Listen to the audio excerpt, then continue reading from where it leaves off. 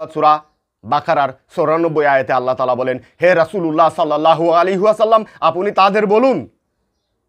এটি যদি তোমাদের অন্তরের বিশ্বাস হয়ে থাকে যে আখিরাতের অনন্ত সুখের স্থান অন্য মানুষদের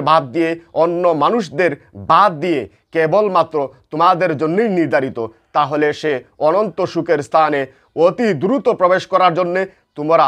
মৃত্যু কামনা করো, যদি তোমরা তোমাদের অন্তরের বিশ্বাসের বিষয়ে সত্যবাদী হও। সূরা বাকারায় ৯৫ আয়াতে আল্লাহ তাআলা বলেন, তারা নিজেদের হাত দিয়ে পূর্বেই যে জঘন্য অপকর্ম করে আমল নামায় জমা করেছে এর নিকৃষ্ট পরিণতিও ওরা জানে, এ কারণে তারা কখনোই মৃত্যু কামনা করবে না। মহান আল্লাহ জালেমদের সার্বিক বিষয়ে সম্যক অবহিত।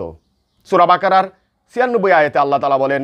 আর নিশ্চয়ই আপনি তাদেরকে দেখতে পাবেন যে ভোগ বিলাসে ডুবে থাকার আশায় পৃথিবীর জীবনে জীবিত থাকার জন্য সর্বাধিক লোভী, এমনকি যারা মহান আল্লাহর উপাসনা ও দাসত্ব না করে অন্য কারো উপাসনা ও দাসত্ব করার মাধ্যমে আল্লাহ তাআলার সাথে শিরক করে, তাদের তুলনায় এরা পৃথিবীতে জীবিত থাকার জন্য বেশি লোভী। সত্য অস্বীকারী ও শিরককারী এরা সকলেই কামনা করে যে যদি তাদের 1000 বছর জীবনকাল দেয়া হতো, কিন্তু যত দীর্ঘ জীবনকালই তাদেরকে দান করা হোক না কেন,